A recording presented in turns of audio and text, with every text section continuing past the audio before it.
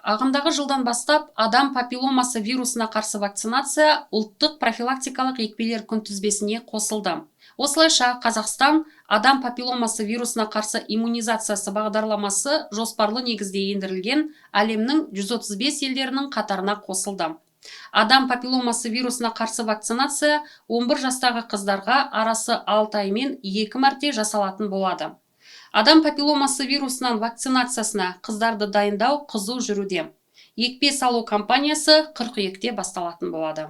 Сегодня я хотела бы информировать наших жителей. Бүгін мен біздің тұрғындарға, тыңдармандарға адам папилломасы вирусы туралы ақпаратты жеткізгім келіп отыр. Адам папилломасы вирусына қарсы вакцинация біздің міндетті ұлттық екпелер күнтізбесіне және тізіміне ендіріліп қойды. Ол биыл қыркүйекте басталады. Вакцинация 11 жастағы қыздар үшін жасалады. Яғни 2 мәрте жасалады, 11 және 11 жарым жаста. Мен қазір бұл не екені жайлы шағын ақпарат бергім келеді. Адам папилломасы вирусы өте жиі теріні, жатыр мойнының аймағын, шырышты қабықты, анагенитальды аймақты зақымдайтын вирус. Өте жиі ол жатыр мойны ісігі сияқты ауруына әкелуі мүмкін. Егер статистикаға жүгінсек, цифрлар төмендегідей.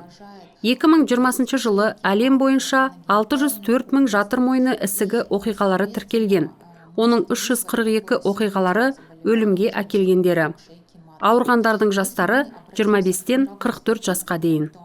Яғни науқастардың орташа жастары 34, біздің жас ұрпағымыз. Сәйкесінше, бұл қатерлі ісіктің таралуы жағынан әлемдегі 4-ші түрі. Ал Қазақстанда бұл ауру таралуы жағынан 2-ші орындағы болып тұр. 2030 жылға қарай күллі әлемде де, біздің елімізде де бұл аурудың артуы болжамданып отыр. Қазақстанда жыл сайын 2000-ға жуық жатыр мойны ісігінің оқиғасы тіркеледі. Және күнделікті осы дерттен 2 әйел көз жұмады. Ал жылына 600-ге жуық әйел көз жұмады деген сөз. Күнделікті 5 жаңа оқиға тіркеледі. Бұл аса маңызды цифрлар.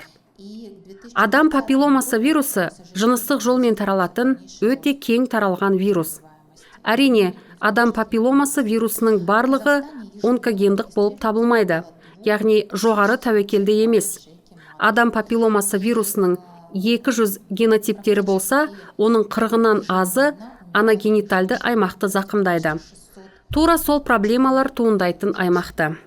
Және де бұл вирус бірнеше жолмен таралуы мүмкін. Жыныстық жолмен таралуы мүмкін, және тұрмыстық жолмен. Яғни қол алысу арқылы, сүю арқылы таралады. Вирус ылғалды жағдайда да өте жақсы сақталады. Бассейндерде, сауналарда, моншаларда, әжетханаларда, яғни осы қоғамдық жерлер дертті жұқтыру тәуекелін арттырады. Мұндай жерлерге барғанда жеке және қоғамдық гигиена шараларын сақтау қажет. Өйткені адамдар мұндай нысандарға өте көп барады. Мен айтып өткендей, ауру жыныстық жолмен таралады. Және тағы бір 3-ші таралу жолы ол тігінен таралу жолы. Яғни анадан балаға таралады.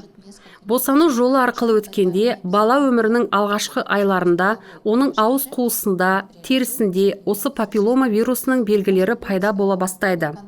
Сонымен қатар, өзіне өзі жұқтыру жолымен де ауру таралуы мүмкін. Біз қырыну кезінде, депиляция кезінде вирусты өз-өзімізге тарата аламыз. Тіпті тырнақ астында да вирус болуы мүмкін, ал біз оны қоршаған ортаға жая аламыз. Өкінішке орай, осындай таралу жолдары бар. Аса жиі кездесетін ауру жатыр мойнының ісігі. Қазақстанда зерттеу жасалып, жатыр мойнының ісігі диагнозы қойылған 99 әйелдің талдауы алынған кезде 74% оқиғаларында адам папилломасы вирусының 2 түрі анықталған екені.